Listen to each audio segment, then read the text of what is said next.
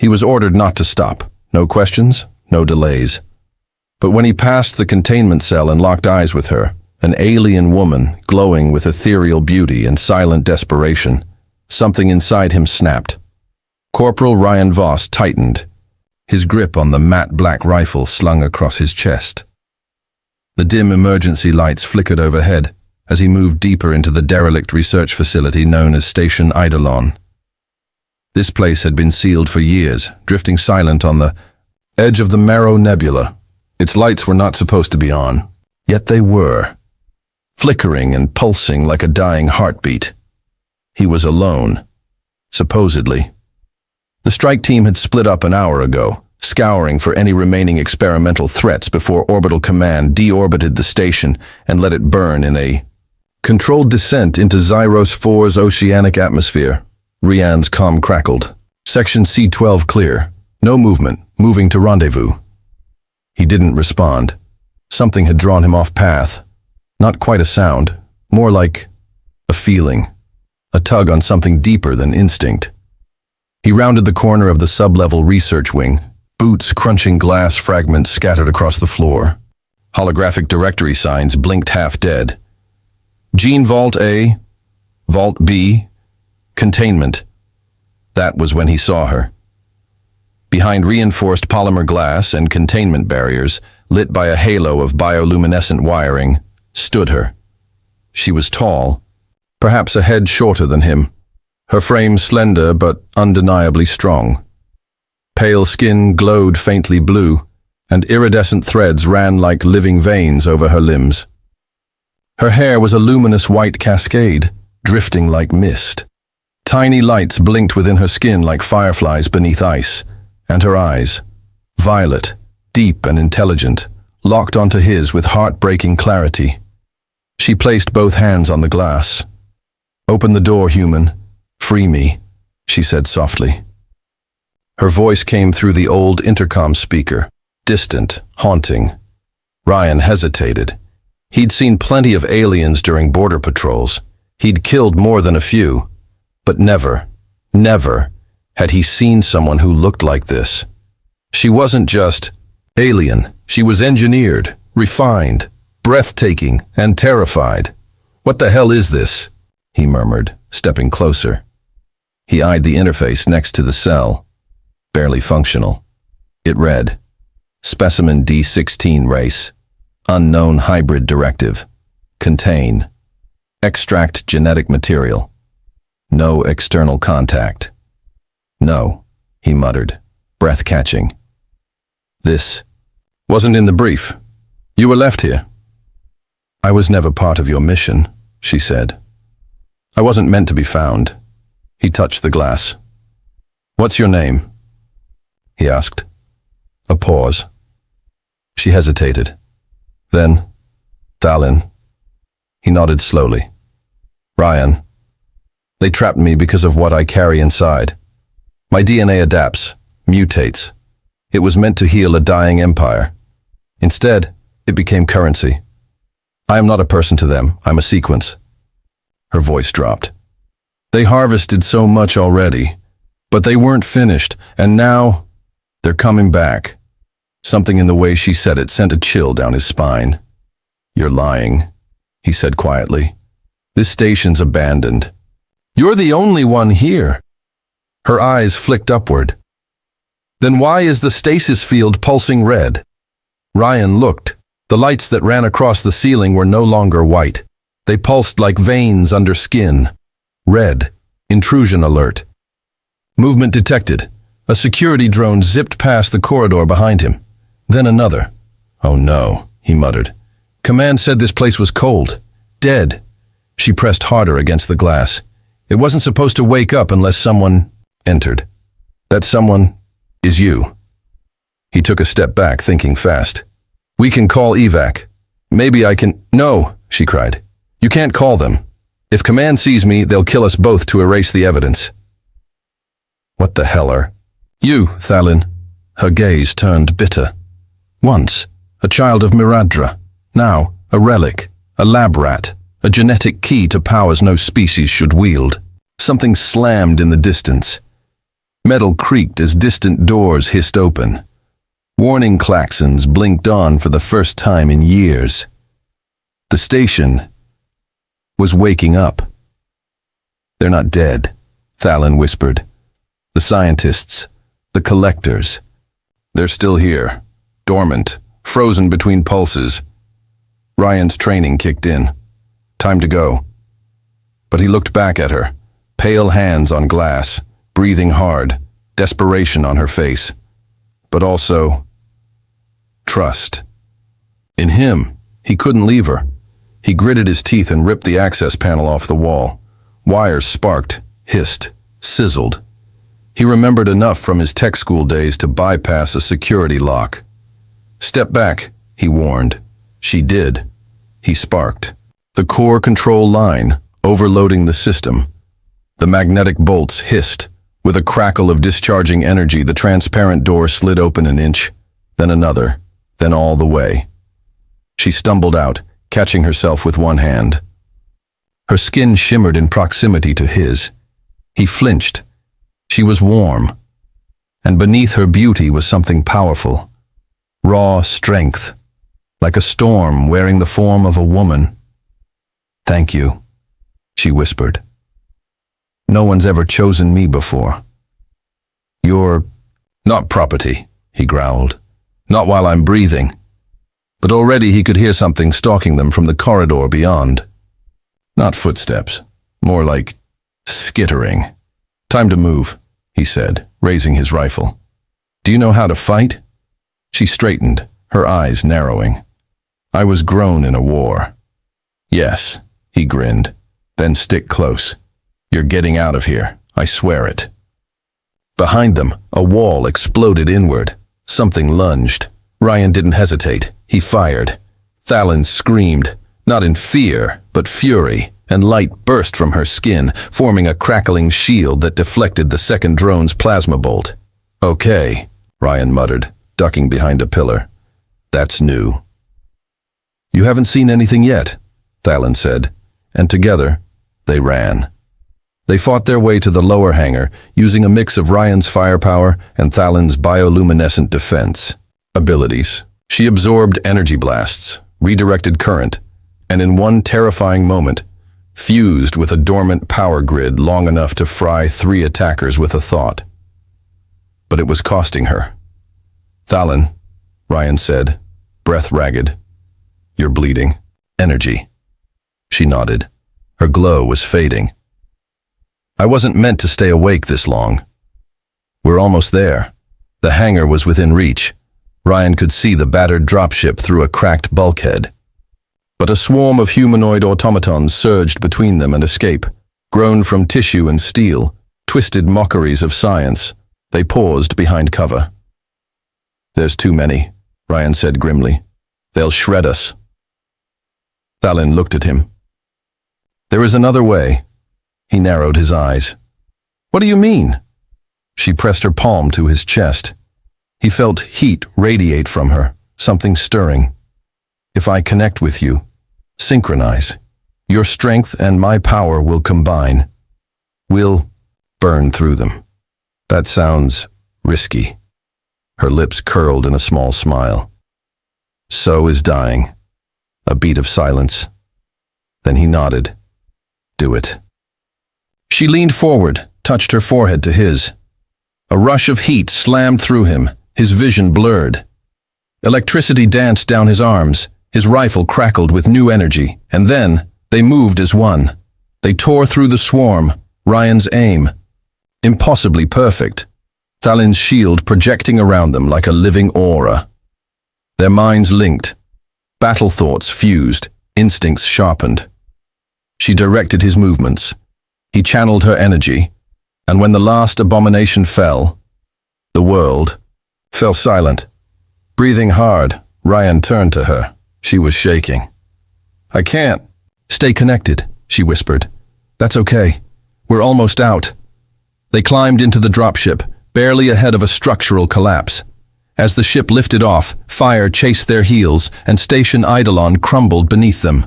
Thalen slumped in the co-pilot's seat, eyes fluttering. "Sleep," Rian whispered. You're safe now.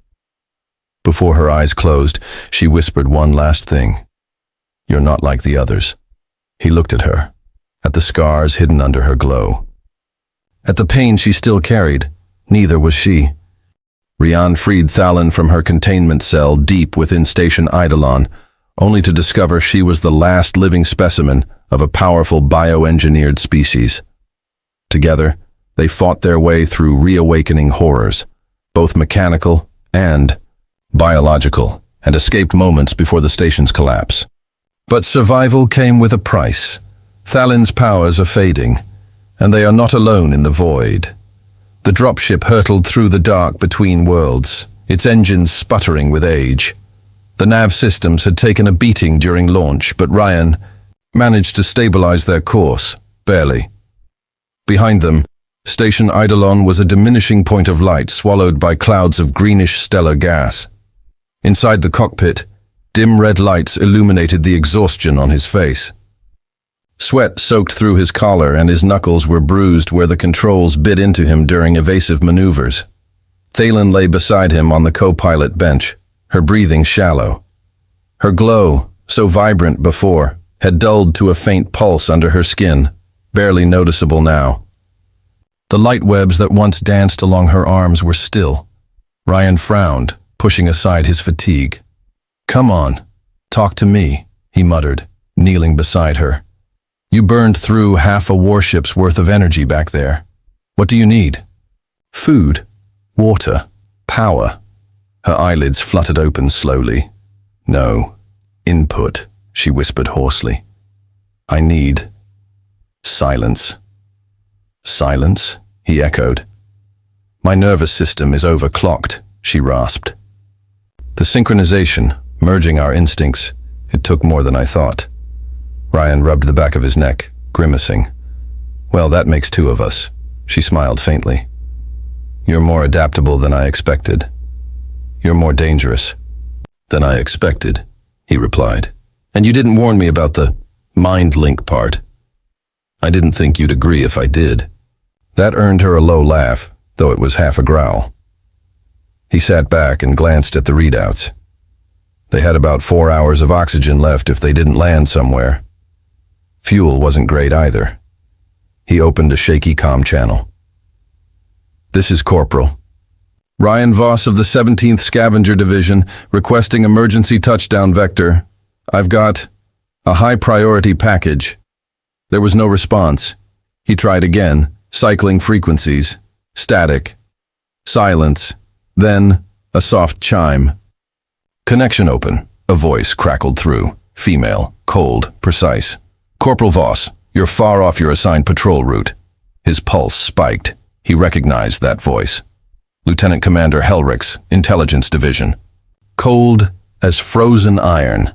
The woman who gave him the "don't open anything" order. "Ma'am," he said, trying to keep his voice neutral. "Station Eidolon was compromised. I found something, someone, a survivor." Pause. "We're uploading. Your flight data now. Maintain course to orbital platform Rhombus 9. Do not alter vector." He hesitated. "What about the survivor?" Another pause. Then, "We'll debrief you when you arrive. Ensure your passenger is secured." The comm went dead. Thalon stirred. "You're not taking me to them," she whispered. He didn't answer right away. "They'll take me," she continued. "Strap me back down. Strip my DNA like meat from a carcass." "They gave me orders," he muttered. "You saw what they left me in," she said softly, her voice cracking.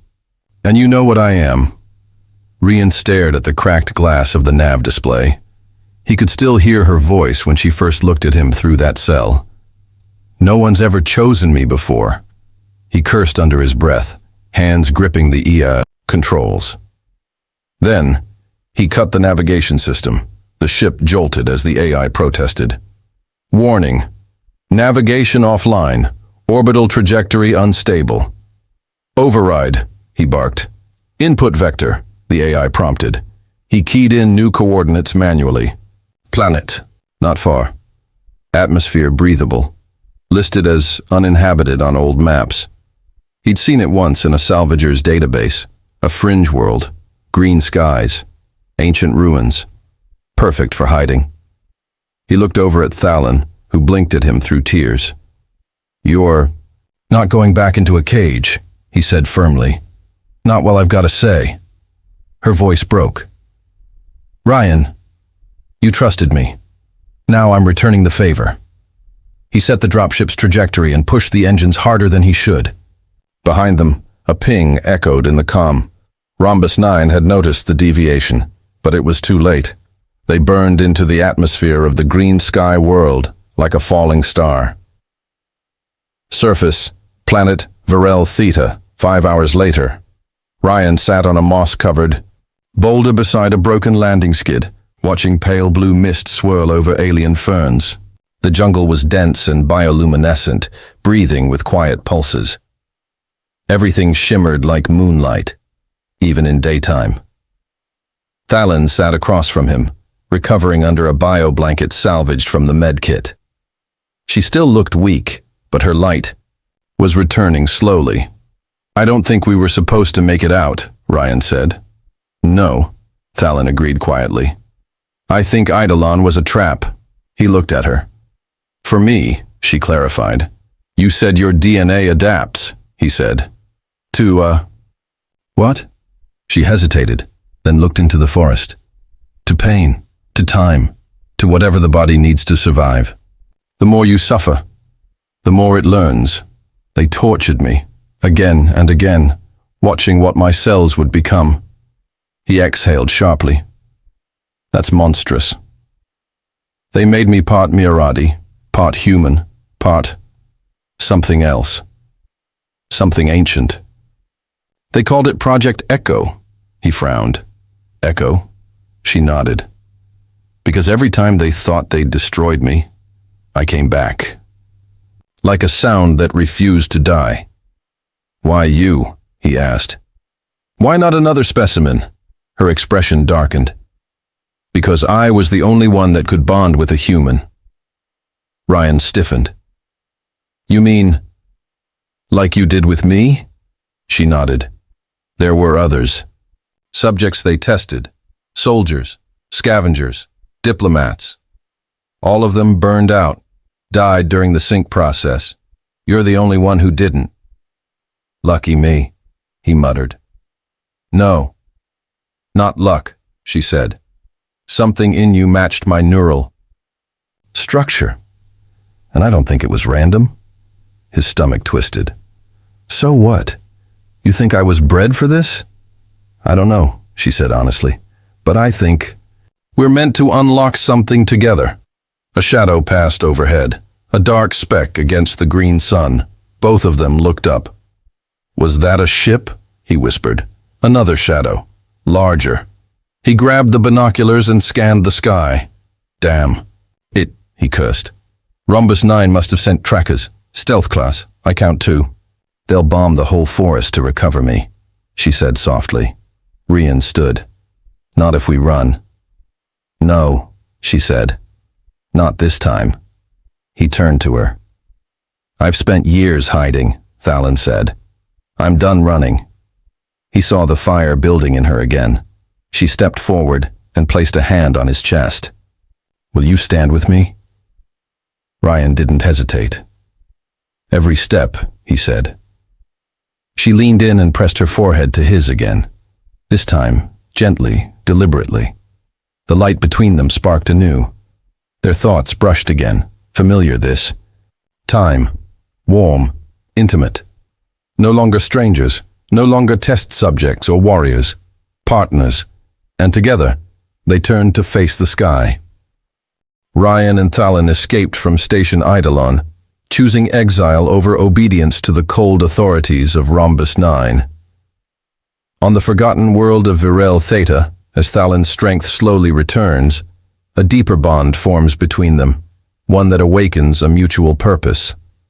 But peace is short-lived. The hunters have arrived, and the forest will burn unless they stand together. Above the jungle canopy, orbiting Virel. Theta Commander Helrix adjusted the interface on her visor, magnifying the surface scan of the lush alien world below. From her position aboard the stealth frigate Obelisk, she tracked the biosigns with chilling precision. 2 distinct life forms, one human, one anomalous hybrid, radiated energy signatures far beyond regulation thresholds. The girl was active again.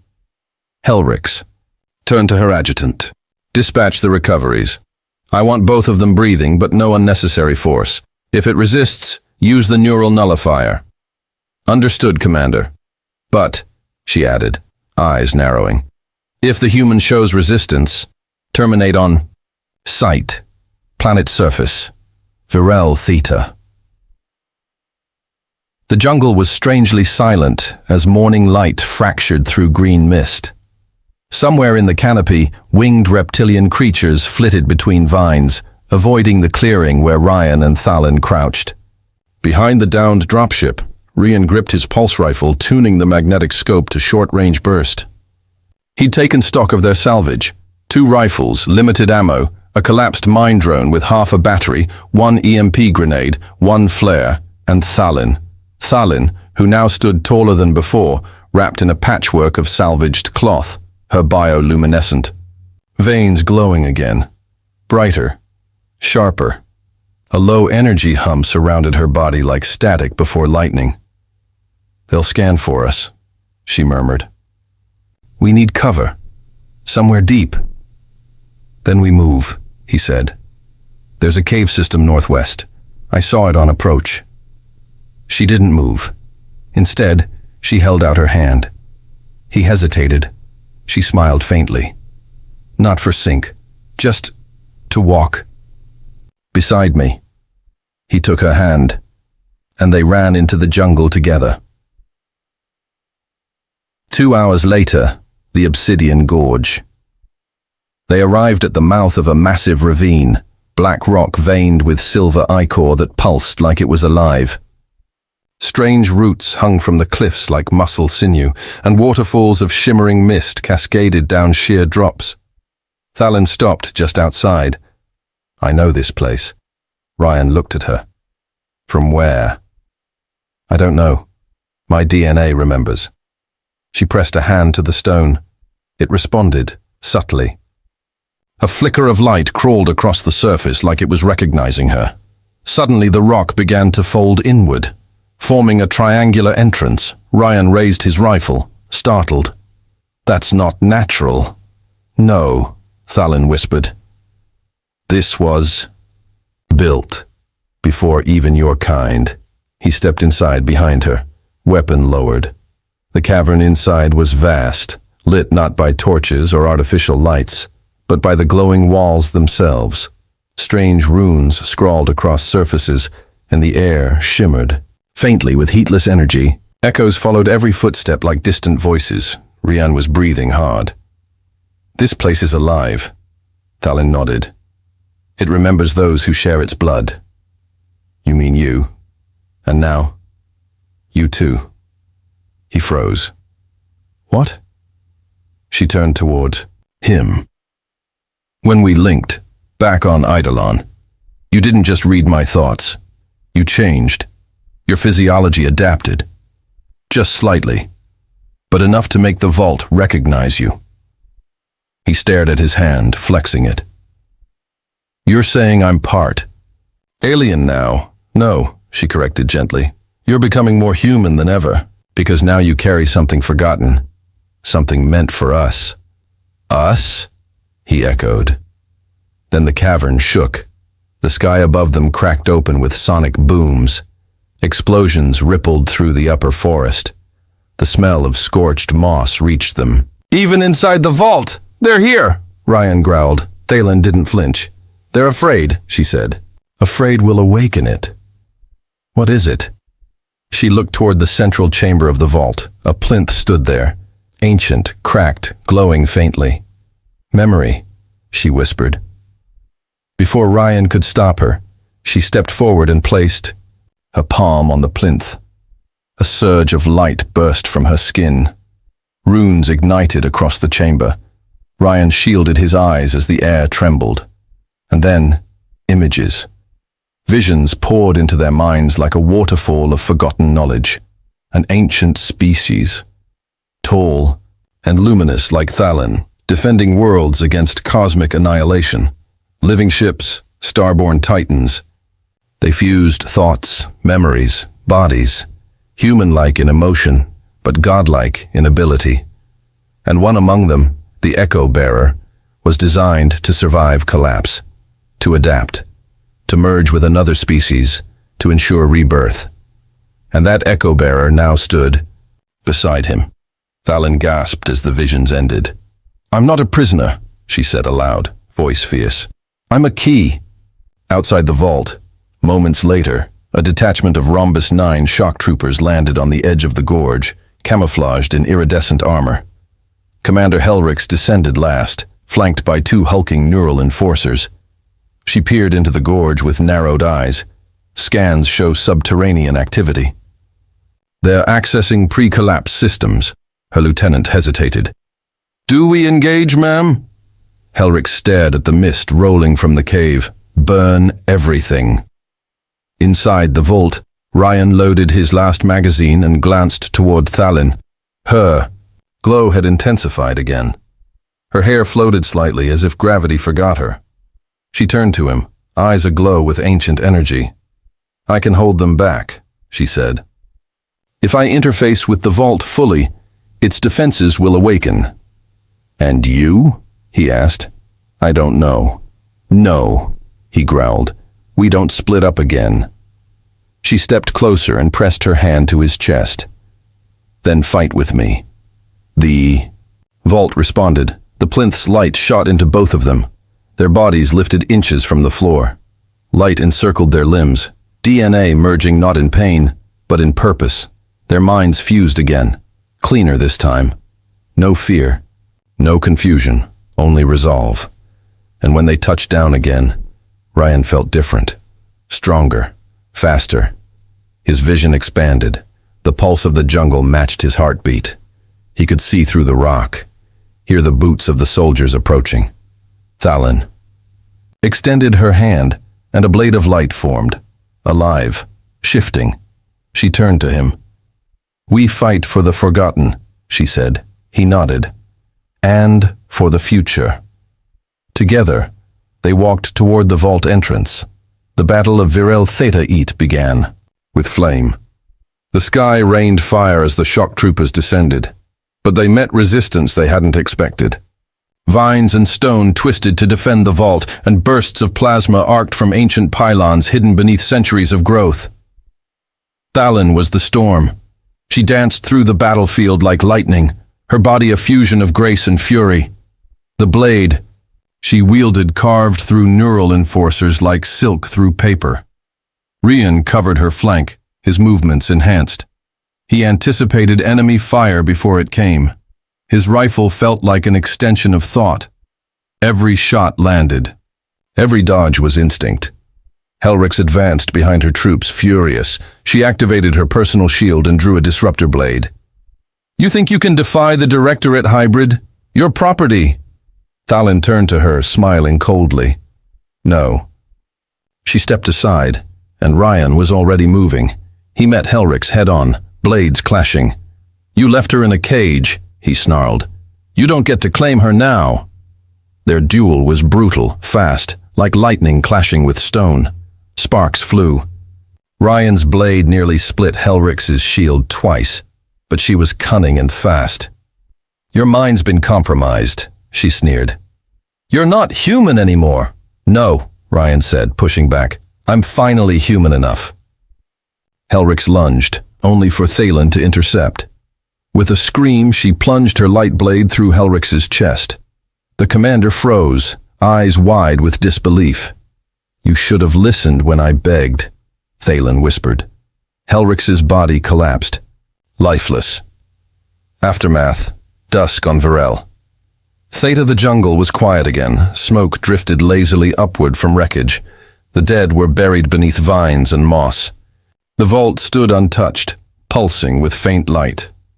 Rian sat beside a stream, rinsing blood from his hands. Thalin joined him, barefoot, her expression soft. "Are they gone?"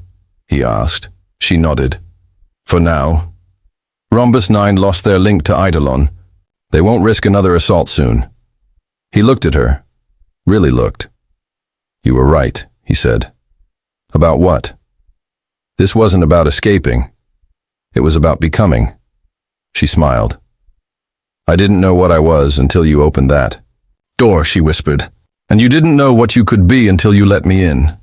They leaned close, forehead to forehead. This time, no lightning, no energy surge, just breath, contact, warmth. "We're not done yet," Ryan said softly. "No," she agreed.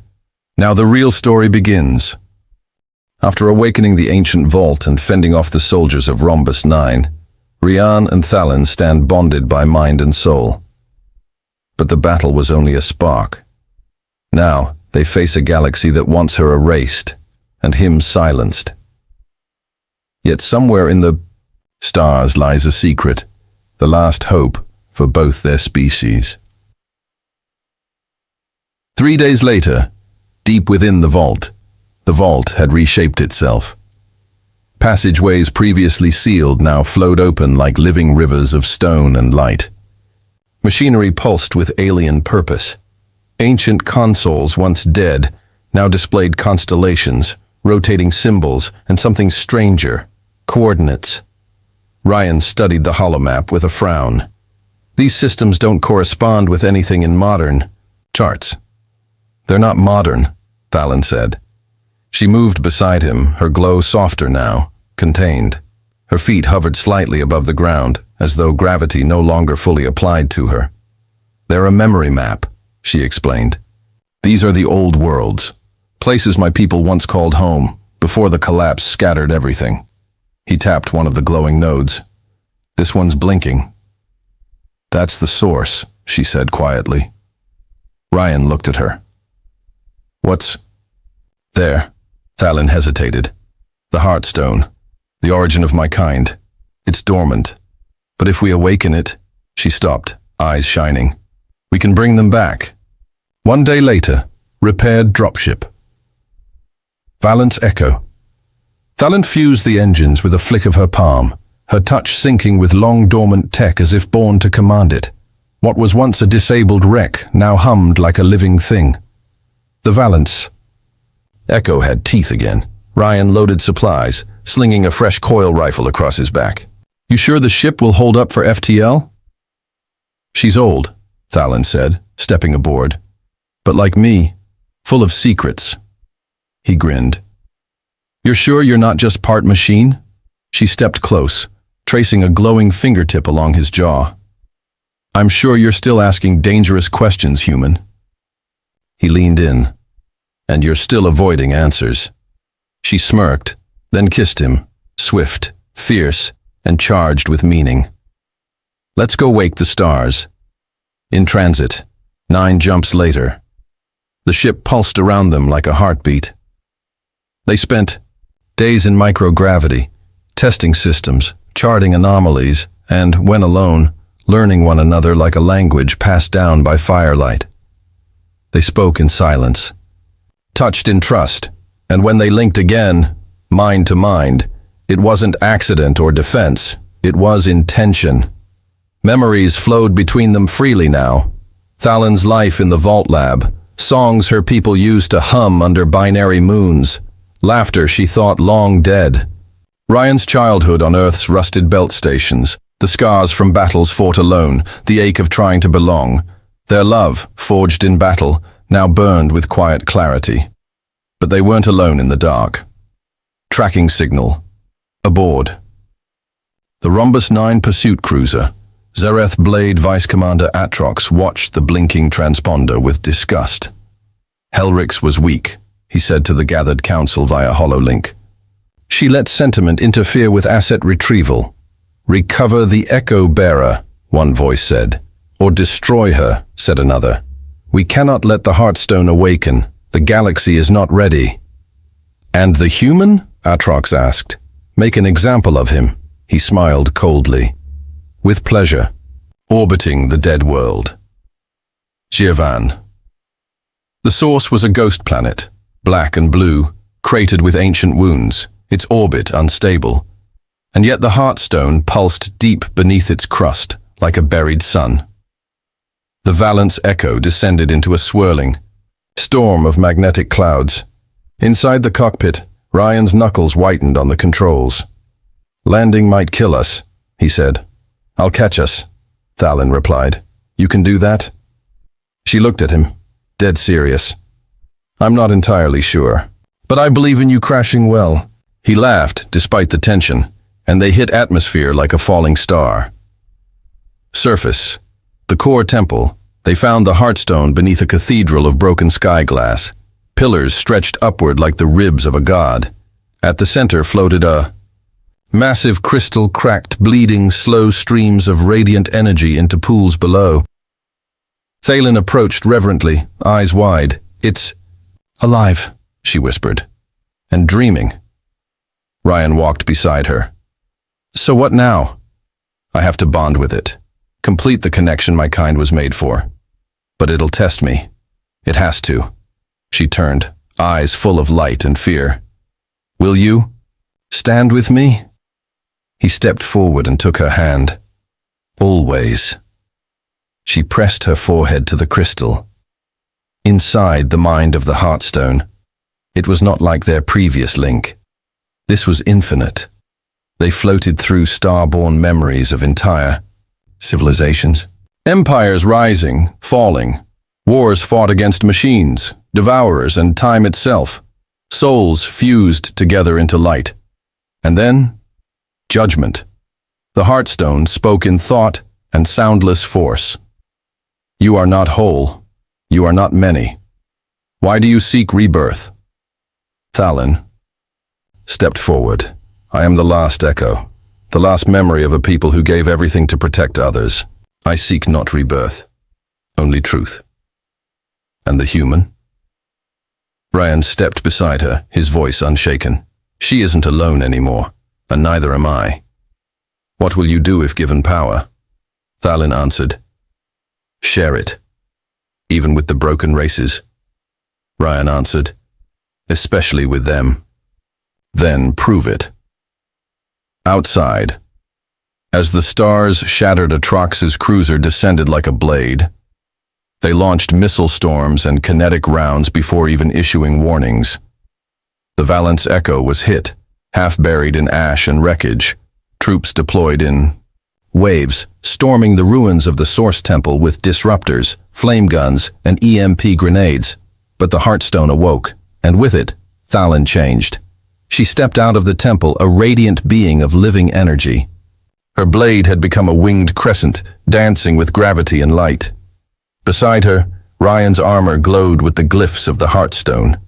He moved with impossible speed, shielded by the same energy that birthed the stars. The battle was no longer even, it was a reckoning. Troopers fell like wheat under a harvest wind. Atrox's disruptor blades shattered against Ryan's defense field. "You're nothing!" Atrox spat. "You're a traitor to your kind." Ryan met his eyes. "No, I'm proof that our kinds can be more." And he drove the blade through Atrox's chest. Aftermath. Under the reborn, Sky the Heartstone pulsed bright enough to light the sky. The ruins sang. The planet healed. From orbit, satellites awoke, ancient, celestial, and filled with genetic archives long thought extinct. A silent signal pulsed across the void. Rebirth initialized. Thalin stood in a shallow pool of light, watching it rise. "They'll come," she whispered. "Who?" Ryan asked. "Others, those scattered, hidden, the children of the collapse, the ones like me."